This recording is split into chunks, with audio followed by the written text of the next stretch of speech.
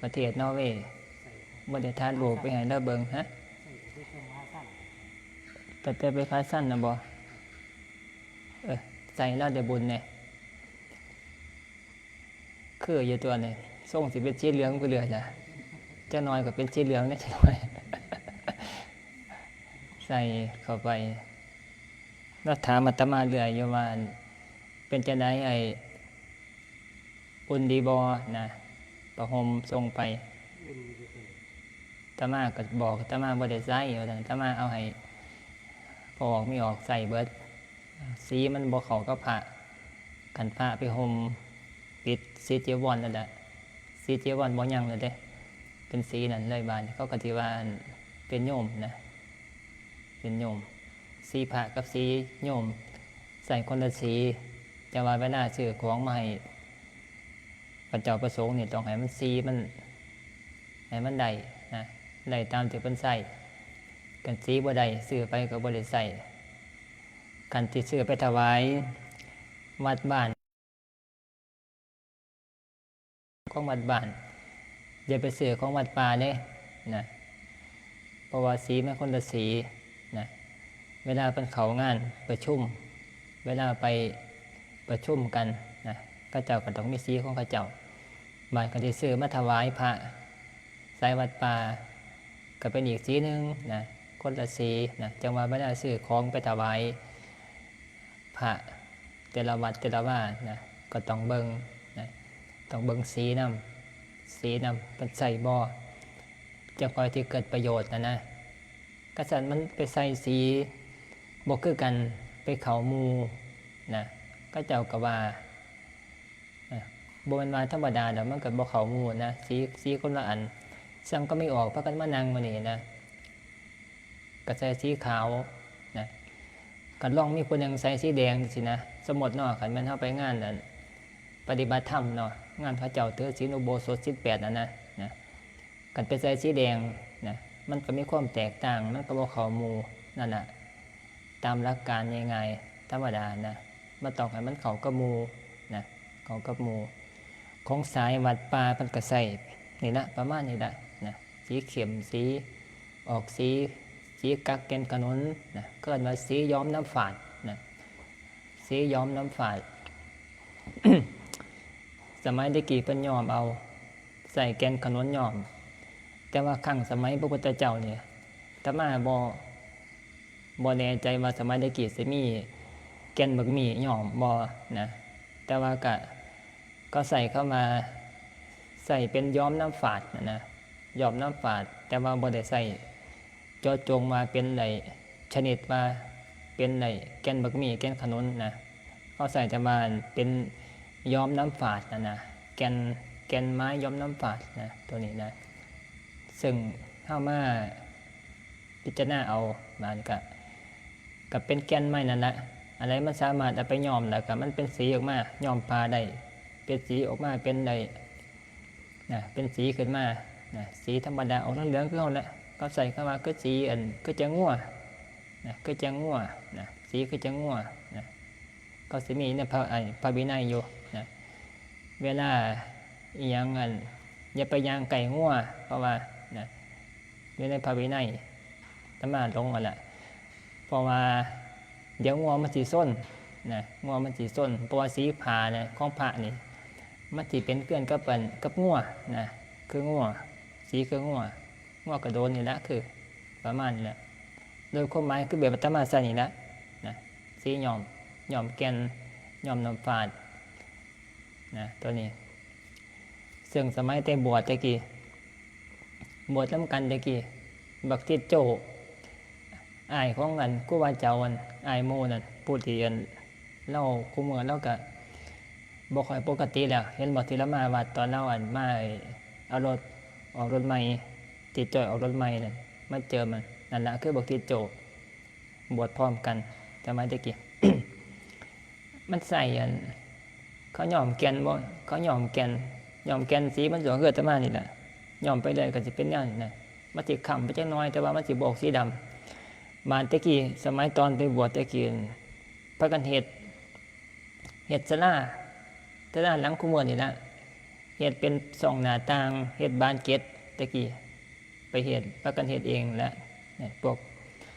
พวกบานเกล็ดศาลาตะกี้ใส่ไม้ดูบานนี้ก็ใส่แล้วก็รีดมันก็สิมีอันขี้เลื่อยนะขี้เลื่อยบางทีโจก็เอาขี้เลื่อยอันไม่ดูนั่นแหละเอามาต้มน้ำร้อนนะเพิ่นสิคิดจะได้ก็บ่จักนะกันยอมแก่นธรรมดาเนี่ยมันออกสีมันบ่ดำบ่คักนะบ่คักบ่คือกรรมฐานเพิ่นว่านะมักสีดำๆก็ไปเอาอันขี้ไม่ดูที่เขาใส่นะใส่ใหม่นะเอามาต้มแล้วเดือดๆแล้วก็ให้มันสีมันออกก็ไปกรองเอาเฉพาะน้ำแข็งๆมันก็ใส่กะละมังก็จังเอาใส่บ่ใส่หลายเด้ใส่ซ้ำที่มันสามารถซับ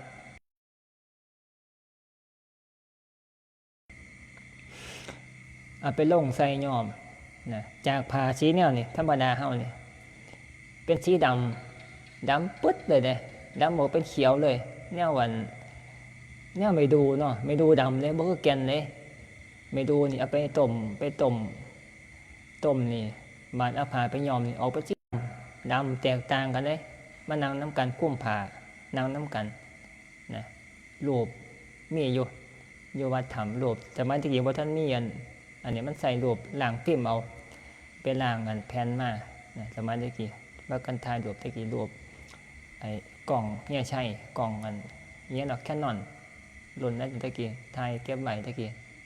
นะมันบ่มีไอ้คือกูมือนะบ่มีแบบเอาเสียบข้อมูลแล้วเอาใส่ในคอมไว้คือกูมือตะกี้มันเอาไปล่างเขาเจ้าก็ล่างเป็นรูปออกมาเท่านั้นก็แล้วก็เบิดได้ในเมื่อกล่องมันเสียมันพังแล้วบาดข้อมูลเก่าก็บ่ยังบานรูปที่มันเป็นแผ่นนะบาน มันผ่านไปหลายมื้อหลายเดือนหลายปีไปบานนี่รูปมันก็จืดไปเบิดล่ะนะจืดไปเบิดแหละรูปสมัยเก่าๆ20กว่าปี20ปีสมัยตะกี้นะนี่แหละคือนะที่โจ้นะแล้วสิมีความคิดที่บ่คือหมู่บวชพร้อมกันน้ำกันนั่นละนะบวชน้ำกันกินหอดขี้ได้นะนี่แหละที่เราปฏิสังขายโยนี่นะเห็นวันหลวงพ่อจงเมาอันนี้ที่ว่ามันจะเป็นบทสวดนี่มันจะเป็นบทสวดที่พระที่สวดแต่ว่าโยมนี่ที่บ่ได้สวดนะบ่ค่อยได้สวดดอกกันพระว่าพระสวดนะเพราะว่าพระนะเกี่ยวกับเรื่องทรัพย์ธรรมะนะจะมาฟังแล้วก็เอาข้อมูลมาเรื่อยๆนะ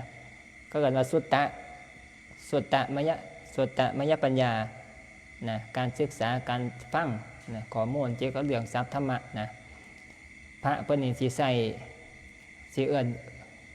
เกี่ยวกับเรื่องของใส่ไม้สอยต่างๆนะในชีวิตประจำวันนี่4อย่าง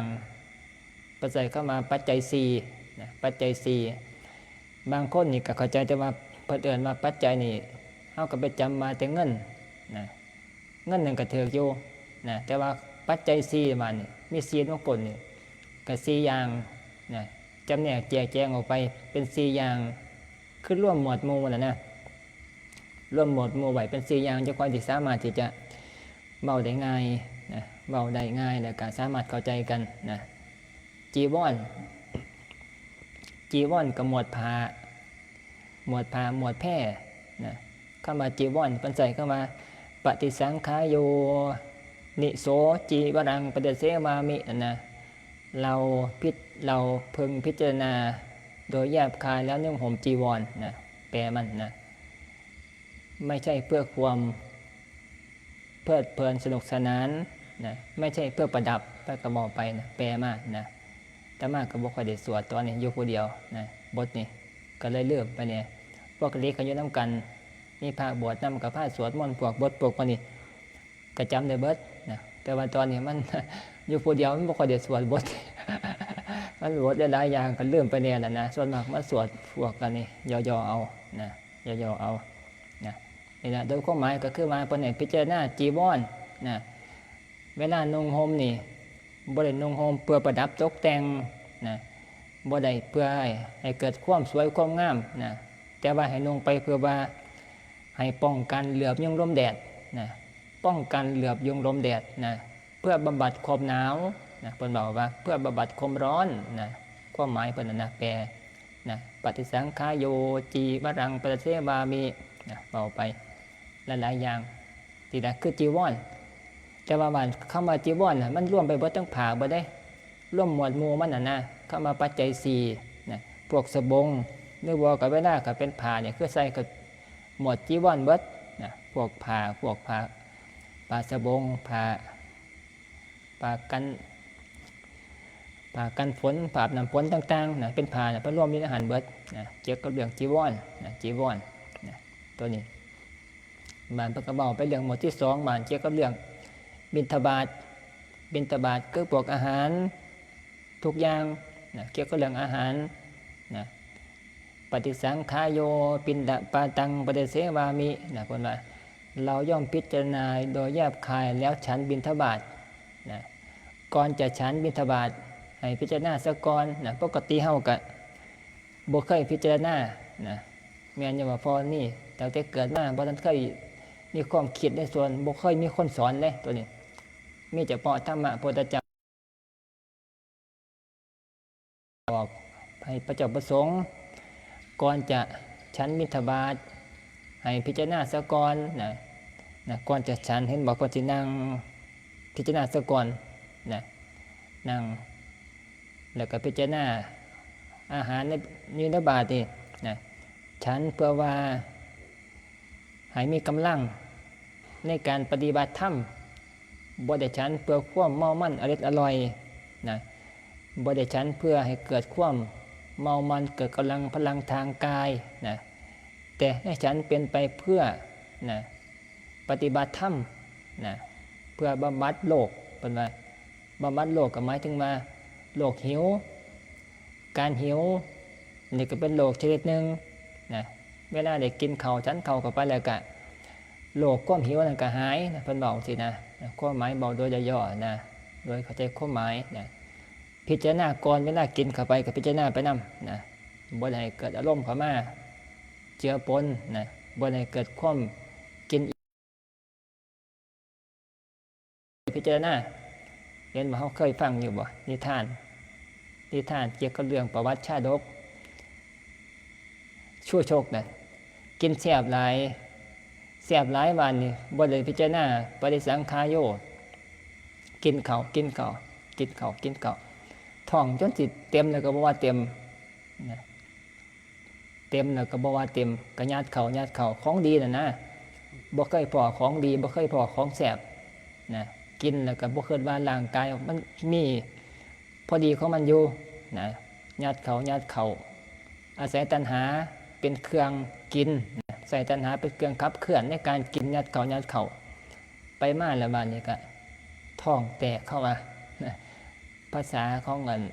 ซับเปิ้นใส่อยู่ในนิทานชาดกว่าชั่วโจกนี่กินเขาจะท้องแตกตายมาสุดท้ายนะไปขอกันหาชาลีอยู่นำพระเวสสันดรนะขอมาแล้วก็เดินทางมาโอ้ยบอกไปก็ยาวตัวนี้เรื่องของเงินนี่นะยาวเฮียแต่ว่าบอกย่อๆก็หมายถึงว่านี่ละถ้าชั่วโชคนี่กินเขาบ่ได้พิจารณานะกินเข้าไปท้องแตกแต่ว่าเฮามาแปล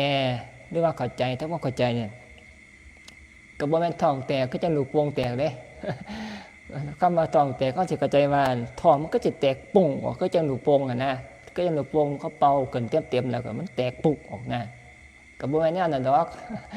ท้องแตกหมายถึงว่าท้องมันอืดนะกินเข้าไปมันแน่นไประบบมันก็ล้วนไปท้องเกิดบ่ย่อยบ่ขับถ่ายต่างๆนะมาก็แน่นท้องออกไปมากก็ตายนะตายเพราะว่าท้องแตกท้องอืดท้องเฟ้อสารพัดนั่นแหละขันเจ็บมันแตกออกก็จังลูกโป่งแต่ว่าบางคนมันเป็นไปบ่ได้ดอกเนาะไม่ใช่แตกอยู่บ่เหรอกินหลายปานนั้นก็บ่แตกก็ลูกโป่งดอกเว้ยเนาะแต่ว่าได้นะนี่คือว่าเว้าตามหลักเหตุผลของร่างกายเฮานี่นะแต่ว่าเขาเจ้าใส่ศัพท์สมัยแต่เก่าแต่ก่อนนั่นคือมันศัพท์ท้องอืดท้องเฟ้ออาจจะบ่มีนะก็ฮะโอ้อยู่ในรูปเลย ว่าเขาเฮ็ดนิทานรูปซื้อๆประกอบกับเขาแต่ก็ลูกโป่งนี่บ่โอ้ยเป็นตะเงิดแท้เนาะแตกตุ่มบอกเนี่ยโอ้ยมันก็บ่ยั่งเด้อเว้ยกินจนแทงท้องแตก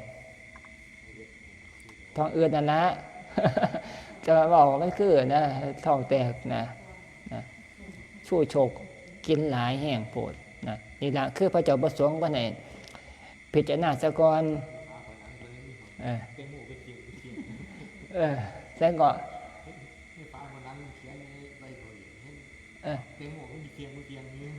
โอ้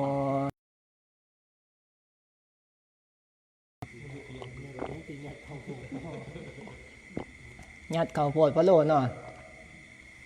พระราชาเลี้ยงเล่านะไปผัวปูกันหาชาลีก็เลยขอไทยเอานะไทยเอาวันกันหาชาลีขึ้นอยากแต่ยังสิให้เบิดนะไทยเอาก็เลี้ยงเขาเลี้ยงน้ำให้สารพัดอย่างให้หอดคนรับใส่ให้หอดที่ดินที่ดอนนะไปมานี่ไปตายอยู่หม่องอันคนบุญบ่มีนะบุญบ่พ่อบุญบ่หลายพ่อก็ให้บักลายนึงคันบ่ตายแล้วสิได้รวยอยู่เด้แล้วสิรวยอยู่เด้ตายก่อนนี่บ่ได้หอดทรัพย์สมบัติจ่อยได้ท้องแตกตายยังวะเอ้ยคักแฮะ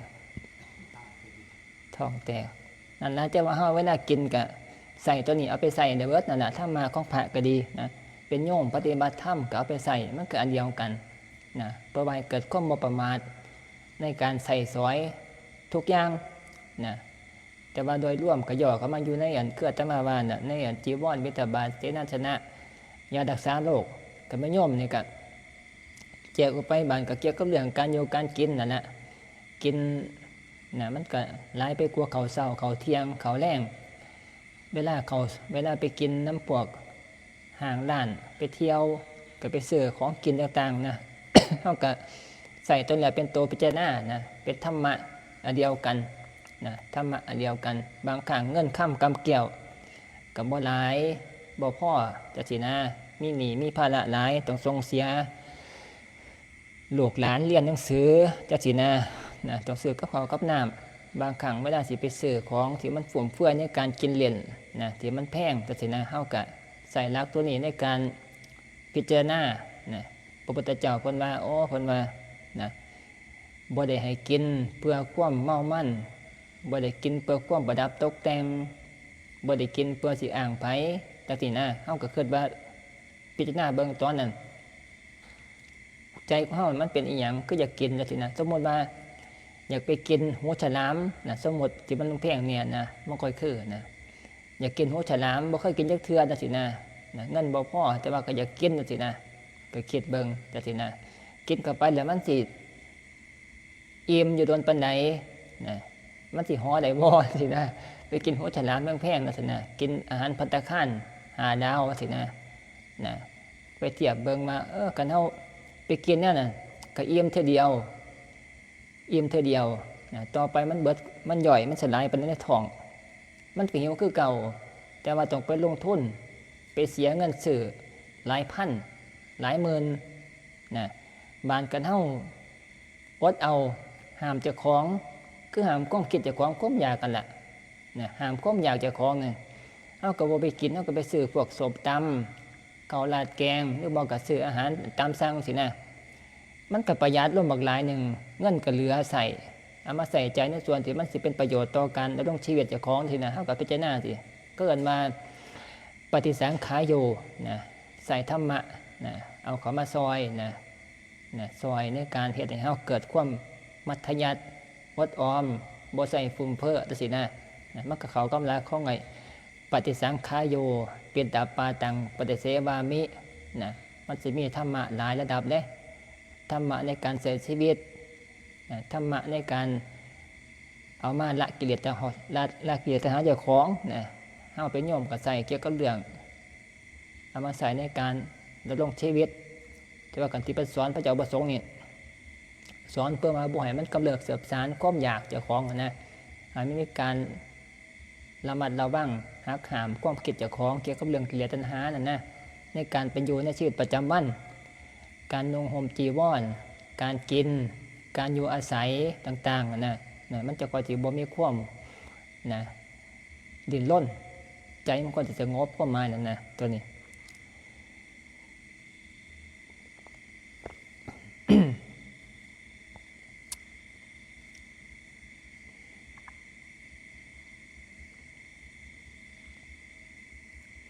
เพิ่นมาเนี่ยหลวงปู่มัน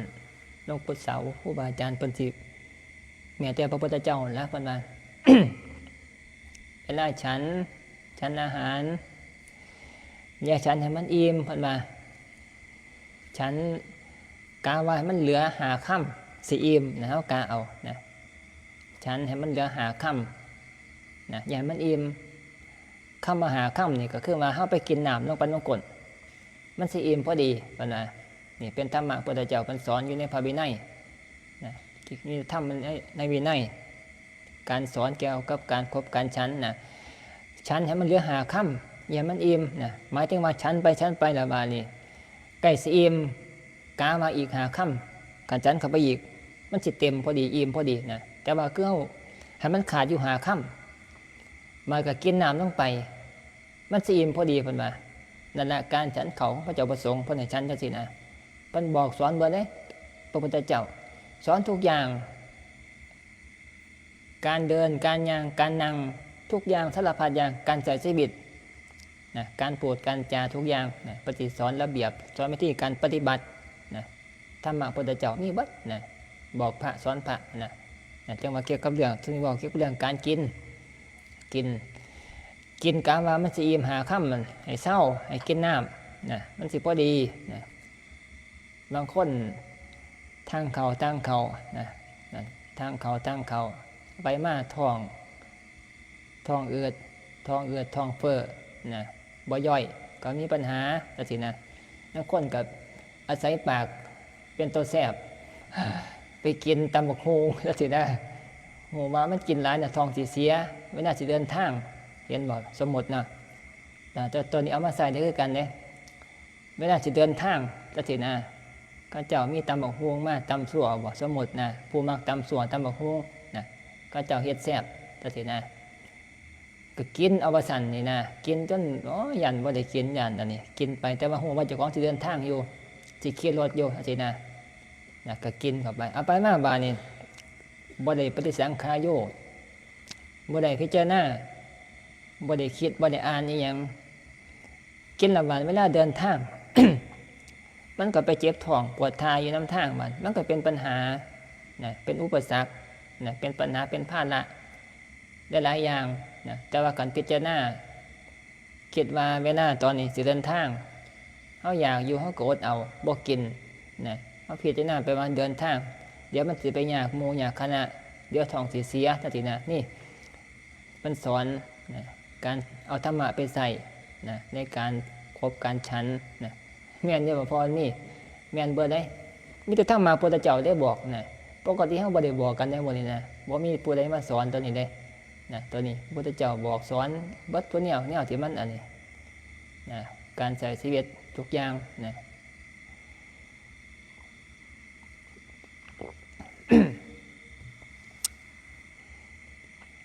เกี่ยวกับเรื่องการกินบ้านพระก็บอกเกี่ยวกับเรื่องเสนาสนะจำได้หรือบ่จีวรก็คือจีวรนั่นแหละคือผ้าที่คลุมอยู่นั่นก็เป็นจีวรเลยก็เป็นโยมสมมติเอานะ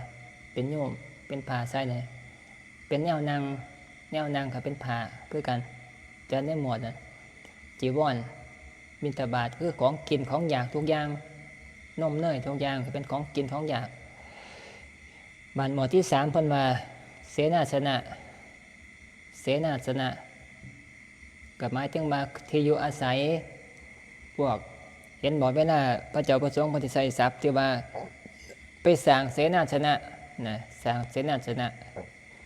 ก็คือการสร้างศาลาก็แม่นกุฏิวิหารนี่ก็แม่นห้องเก็บของโรงรถสารพัดอย่างสิ่งปลูกสร้างเขาเอิ้นว่าเสนาสนะคือที่อยู่อาศัยตัวนี้เกี่ยวกับเรื่องทรัพย์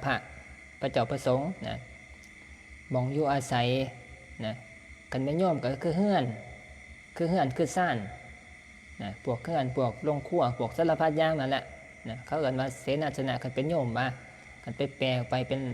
ความหมายเดียวกันแต่ว่าพระประเสริฐก็มาเสนาสนะสัพพะสัพธรรมะ เปิ้นก็บ่ให้อยู่อาศัยนะเพื่อให้เกิดความเมามั่นให้เกิดความเมียงต่างๆสารพัดอย่างให้อยู่เสนาสนะเพื่อว่าให้ได้สามารถสะดวกในการปฏิบัติธรรมนะ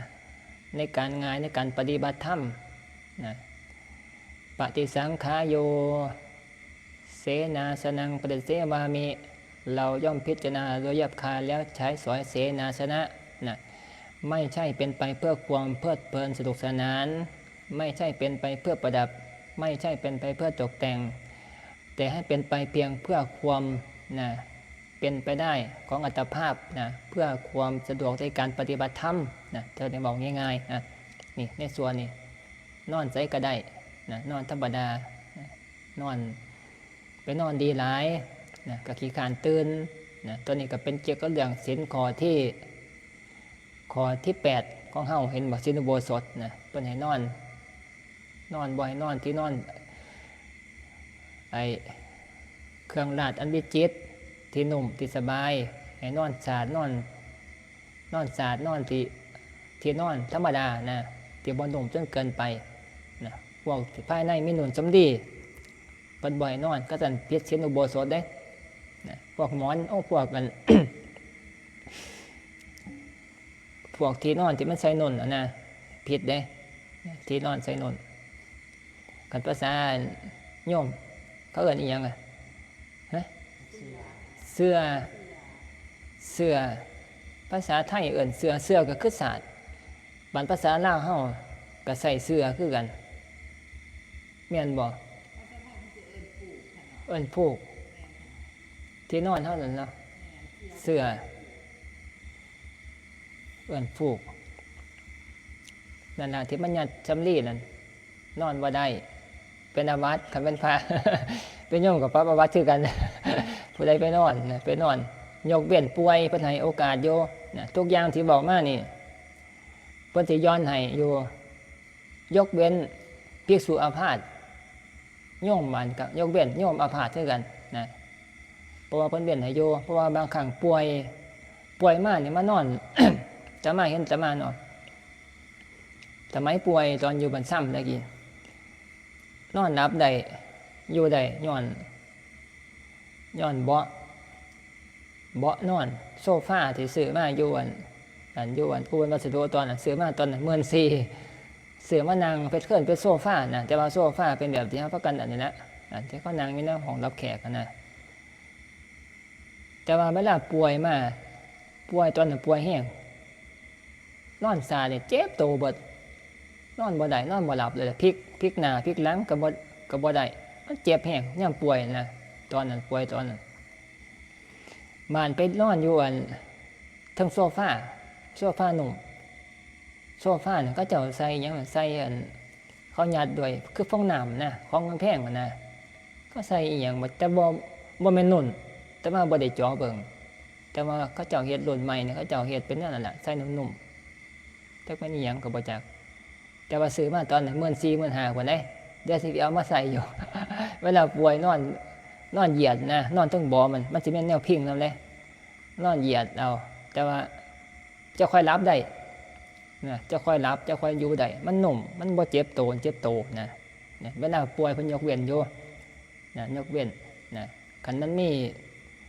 เสื้อที่เฮาประกันว่าใส่โน่นใส่สำลีก็นอนได้อยู่คันป่วยแต่ว่าคันบ่ป่วยนี่ก็บ่ให้ไปนอนนะตัวนี้เพิ่นยกเว้น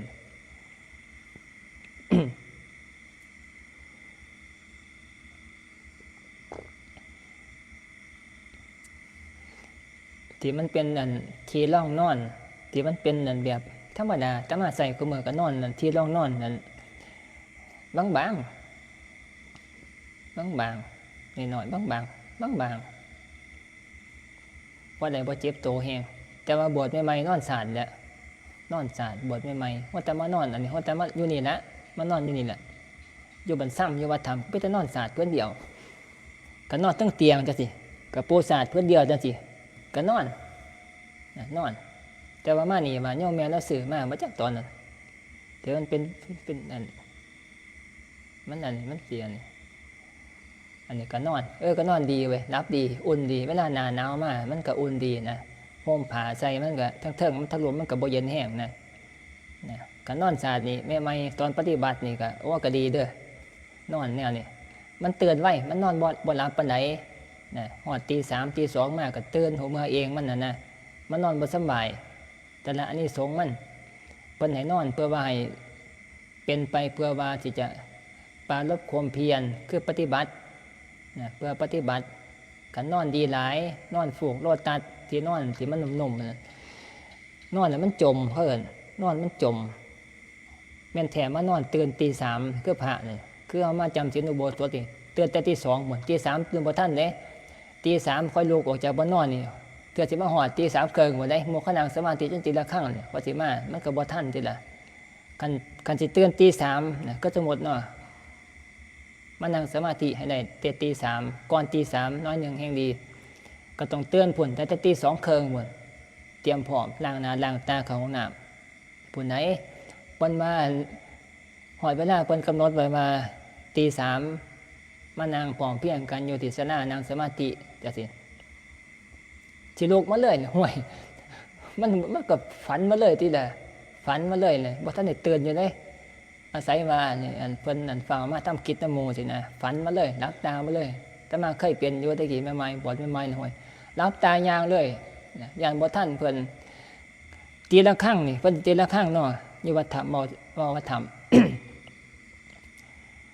ตี 3นี่ตรงมาให้ท่านให้ได้นั่งแล้วนะเพิ่นจะย้อนมาอยู่ว่าบ่เกิน5นาทีบ่ให้เกินตี 3 5นาทีคันจับเวลานาฬิกาก็เลยไปเป็นตี 3 6นาทีเลยให้ฉันทุ่งหนึ่งมีลงโทษได้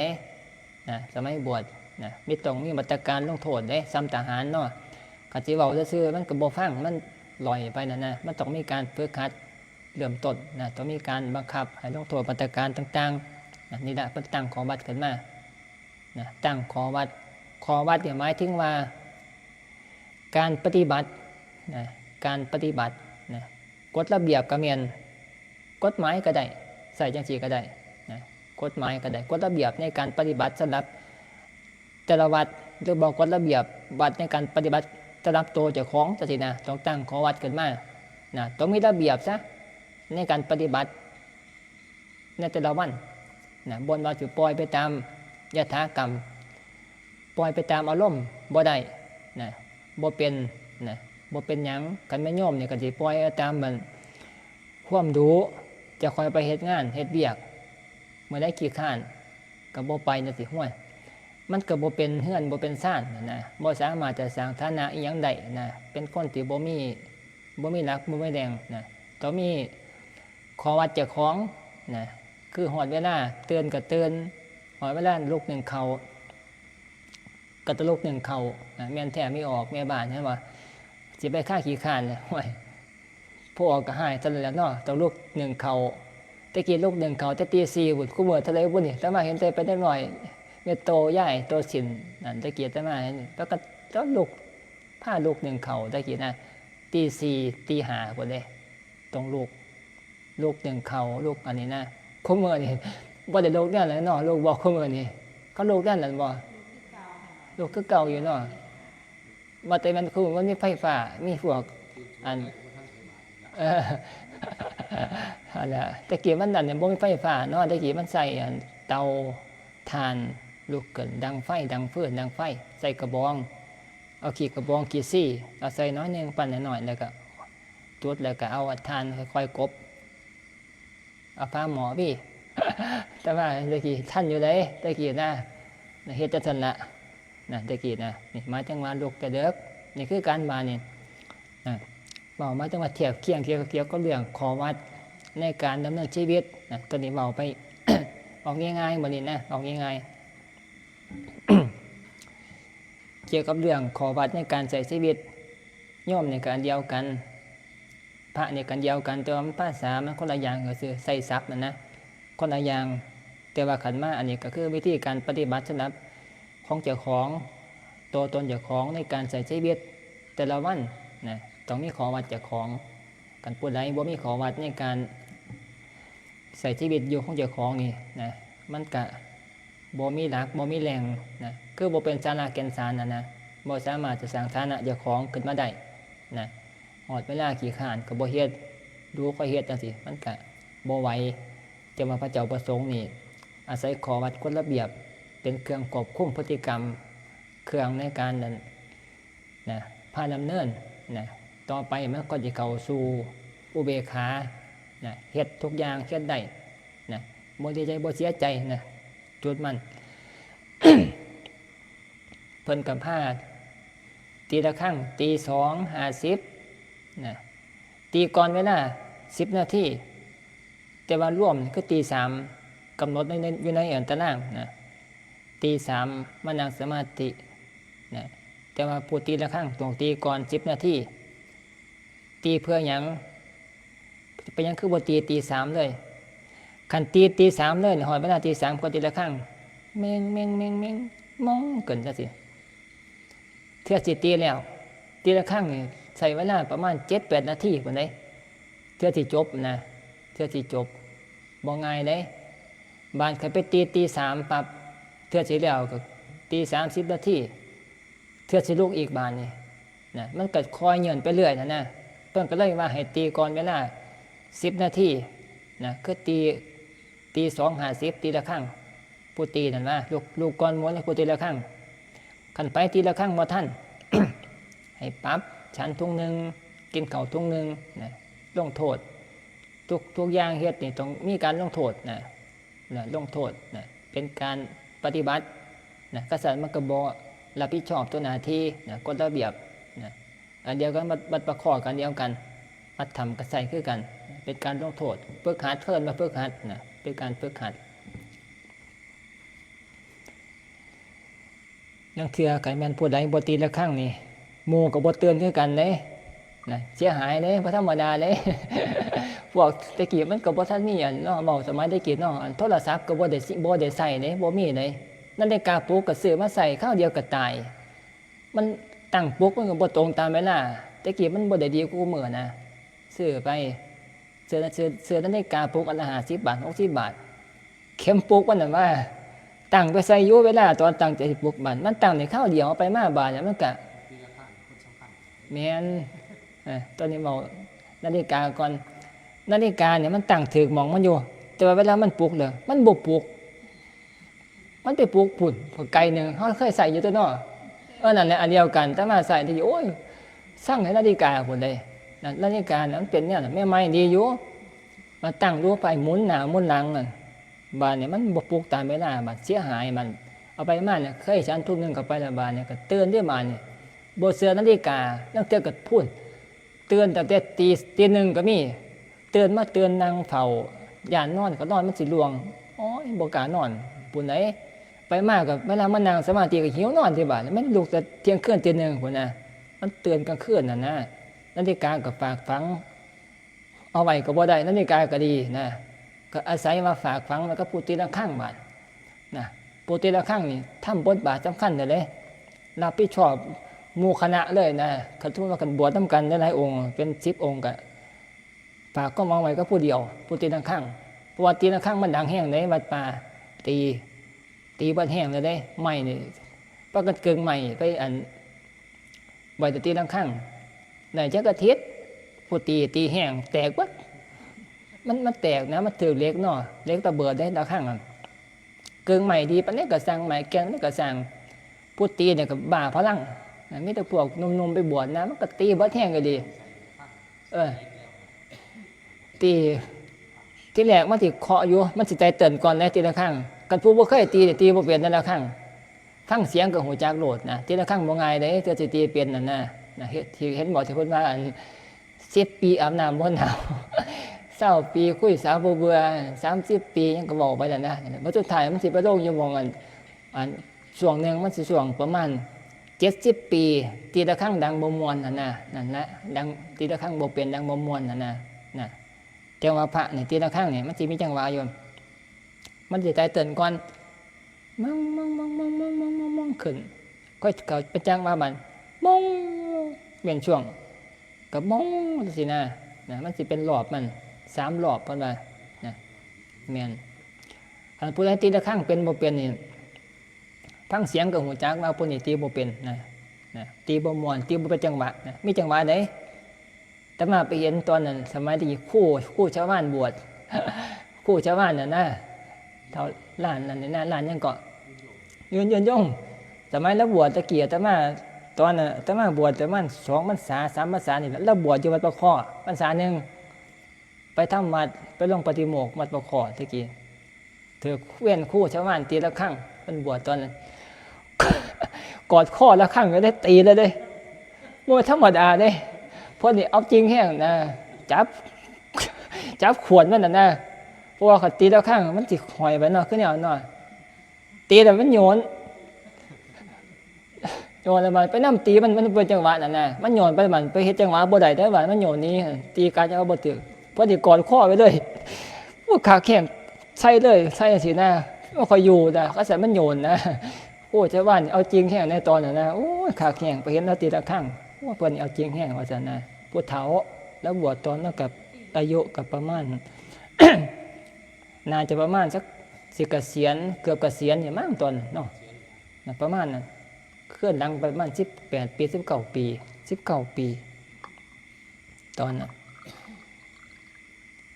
นี่แหละตีละครั้งบอกตีละครั้งมากระสันหมู่บ่เตือนตีละครั้งมาเสียงดังแฮงนอนรับอยู่กับเตือนนั่นละครั้งแต่มาเห็นแต่มาแล้วนอนรับอยู่ฝันอยู่นั่นเสียงละครั้งดังเสด็จขึ้นเลยมันดังแห้งนะละครั้งอันหัวระเบิดนี่หูเมื่อขึ้นกับฝ่าวเตือนมานะฝ่าวเตือนมา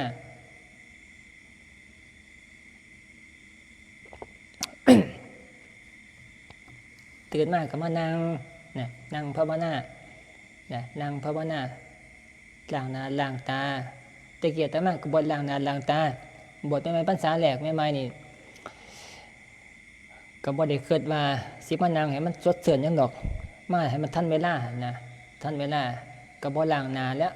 โตนจากกุฏิเรียนมาเลยโตนลงกุฏิก็เรียนมาศาลามาฮอดก็มานั่งแม้แต่ฝนตกนี่เอาผ้าสังฆานี่คุ้มไปนำโอ้ยแห้งรับดีนะแต่ว่า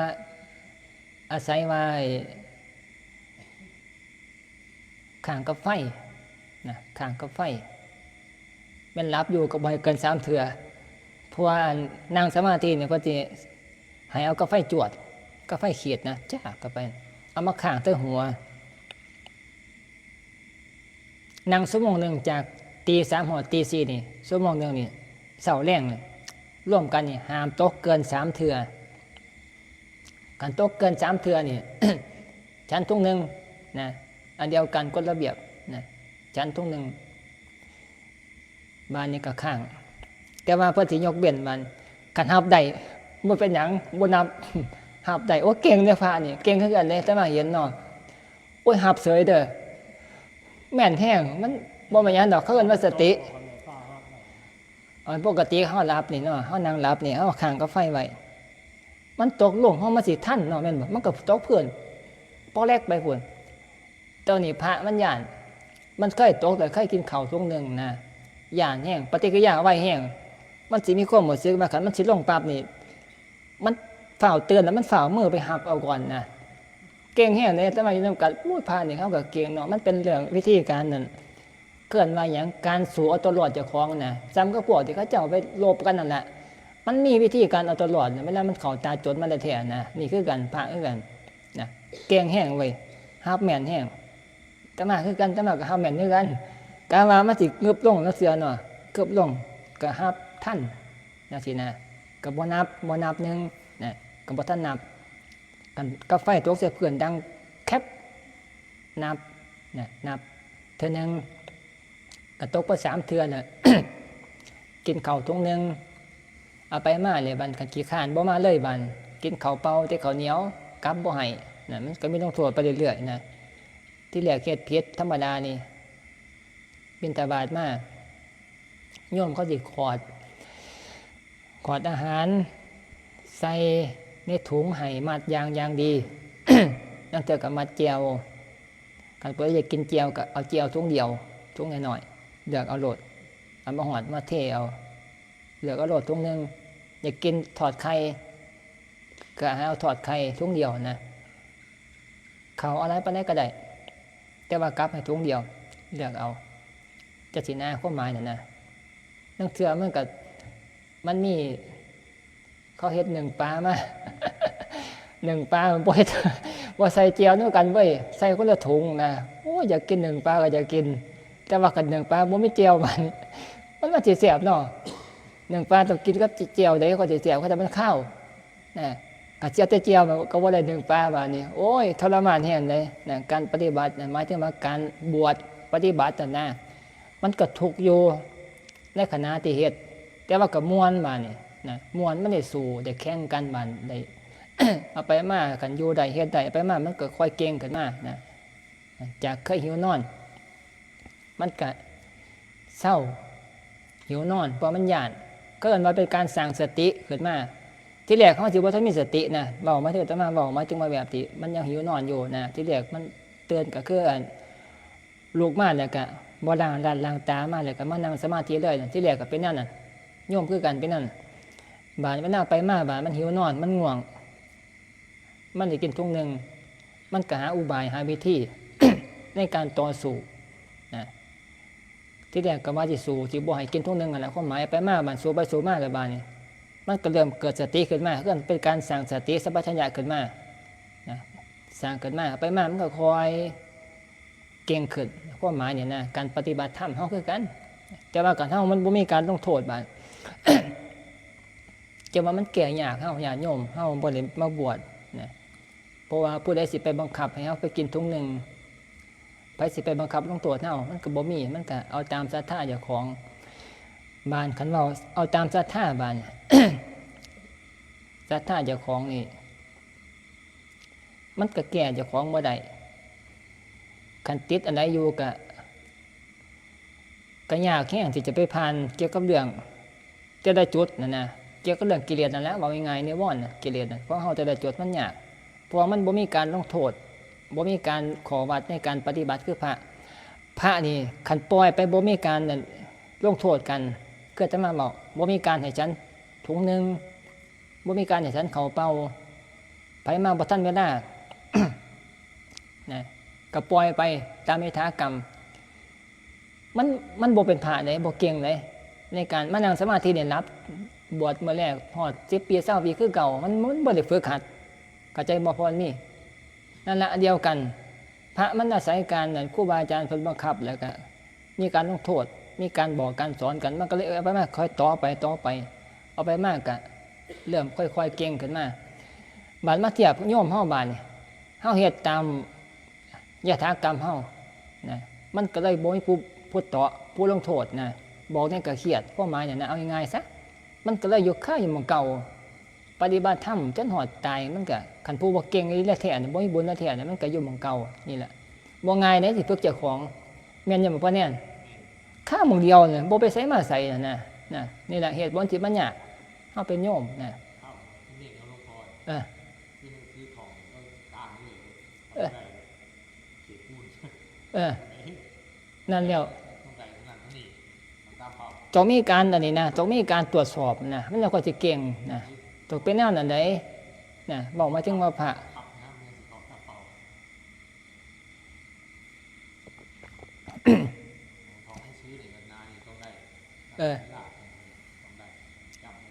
เวลานี่เพิ่นก็สิให้บ่ให้ฟังสิเนาะ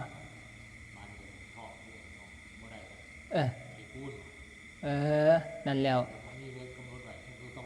กำหนดเวลากำหนดมาตรการต้องโทษพร้อมนะนั่นแล้วกันที่ว่าเนาะมันก็บ่ยากบ่ง่ายเด้แต่ว่ามันขึ้นอยู่กับบ่จะมาเว้าหมายถึงว่าการที่เฮามานั่งปฏิบัติธรรมเพื่อสิเรียนรู้สติสัมปชัญญะนี่ก็บ่มันเรื่องง่ายเรื่องยากแต่ว่าวิธีการปฏิบัติของเฮาเนี่ยมันข้ามบ่หันวิธีการปฏิบัติหมายถึงว่ามันบ่สามารถจะพลิกความคิดเจ้าของนี่ไปเห็นความคิดแบบใหม่ได้นะตามจริงก็บ่ได้ยากเด้แต่ว่ามันค่าอยู่หม่องที่ว่ามันเฮาฝึกเจ้าของบ่ได้จังว่ามันต้องอาศัยคืออาตมาบอกต้องอาศัยขอวัดต้องมีการลงโทษเพื่อน ลงโทษต้องมีการบอกการสอนสารพัดอย่างการเขี่ยวต่างๆมันก็จะเปลี่ยนความคิดความเห็นในจุดนั้นได้นะกระทิกไปแล้วมันน้อยเดียวเท่านั้นนะจะมาเฮามันบ่มีผู้บอกผู้อันเขี่ยวแบบก็จะมาว่านั่นนะคือพระนั่นมันก็เลยอยู่หม่องเก่าจะรออยู่นะจังว่ามันเลยสร้างบารมีเทื่อมันสิเต็มมันเลยดนเห็นหมอพุทธเจ้าเพิ่นว่าสร้างบารมีเทื่อสิเป็นพุทธเจ้าสีอสงไขยแสนกับผู้ไหนเจ้าก็สิมีพ่อเป็นพระพุทธเจ้ามันโดนย้อนแนวนั่นน่ะย้อนเนาะคอยชาตินึงบ่ได้หลายปานใดเด้แต่น้อยเดียวเท่านั้นมันเกิดบ่แล้วเทื่อสิแก้เจ้าของได้ไปเท่าละน้อยเท่าละหน่อยนะน้อยเดียวอีดีนะบ้านเนี่ยคันเป็นพระอรหันต์ธรรมดานี่แสนกับสร้างบารมีเป็นอย่างน้อยแสนกับจะข้อที่เพียงพอในการจะเป็นพระอรหันต์ได้นะบ่ได้บอกศาสตร์ยังสองศาสตร์เด้นะนี่แหละมันโดนย้อนนั่นนี่แหละเพราะว่าเฮาเตือนสิแก้เจ้าของเนี่ยแต่ละอย่างความคิดความเห็นต่างๆนี่มันบ่ไปใส่มาใส่นะแก้ความเห็นความคิดต่างๆนะในส่วนนี้ ซ้ำกับเฮาลองไปบอกเบิ่งสิฮู้จักว่าการไปแก้ความคิดความเห็นคนนี่มันสิยากส่ำใดนะซ้ำกับเฮาไปบอกลูกเฮานี่นะคันบอกได้เปลี่ยนมันจังซี่ว่ามันบ่ยากเด้แต่ว่ามันก็บ่ง่ายจังซี่นะมันง่ายๆเขาบ่เฮ็ดนำนั่นแล้วความหมายซ้ำบอกเจ้าของสมมุติเทียบเคียงถึงว่าที่ว่าการแก้คนแก้ความคิดคนน่ะนะมันบ่ก็บ่ยากบ่ง่ายแต่ว่าเฮาไปบอกความสามารถเฮาบ่พอนะมันก็เลยบอกเขาเจ้าบ่สามารถจะเปลี่ยนความคิดนั้นได้นะเพราะเฮาบ่เก่งบานมาเทียบถึงมาศาสตร์นึงอย่างจังซี่นะเฮาสิสามารถไปแก้คนไปบอกคนให้เปลี่ยนความเห็นจากความเห็นผิดเป็นความเห็นถูกนี่ที่ได้เจ้าคนบ่ศาสตร์นึงนี่นะได้อยู่บ่เจ้าคนไปส่วนเขาเจ้าเขาวัดจำศีลจังซี่นะเขาจดติดเขามานะคือพอมันมีจังซี่นะคือแม่แอมพาเขาวัดสามารถเปลี่ยนพอนี่เขามาได้ผู้นึงได้จังซี่นะสมมุติจังซี่นะแบบเป็นเห็นนั่นนะศาสตร์นึงก็ได้แค่ผู้เดียวเท่านี้นะตัวเขาแบบประมาณแบบแม่มเขาแล้วก็กลับขึ้นบ่นับหมายถึงว่าเขามาแล้วก็เห็นแล้วก็ศรัทธาอยากปฏิบัติดีนะนี่คือสามารถโปรดได้ศาสตร์นึงโปรดเดี๋ยวผู้นึงจังซี่นะสมมุตินะโอ้ใจมันหน่อยแห้งในศาสตร์เดียวใส่ไว้หน้าศาสตร์นึงโปรดผู้เดียวเท่านั้นหน่อยเถอะเกิดเบิ่งมาการเกิดตายศาสตร์นึงนะขย้อนสิไปบอกอยากไปบอกหมู่ไทบ้านเขาเจ้าผู้นั้นผู้นี้ให้มาเด้อให้มาปฏิบัติธรรมเด้อให้เศร้าจากการเล่นการมวนโอ้ยมันเกิดได้อยู่แต่ว่าในการปฏิบัติการบอกอิทธิฤทธิ์แทนเนี่ยมันเฮ็ดบ่ได้แม่นอย่าบอกพระเนี่ยคนไหนมันบ่ได้ง่ายบ่ได้มันบ่ได้ยากบ่ได้ง่ายปานนั้นนะไปแก้ความเห็นคนน้อยเดียวเท่านั้นมันแก้บ่ได้นะบ่ได้ง่ายแต่ว่ามันโดนหลายภพหลายชาติหลายปีหลายปีตัวนี้นี่นะว่าไปกับพ่อเลยแหละ ว่าที่อันนี้เอาพ่อ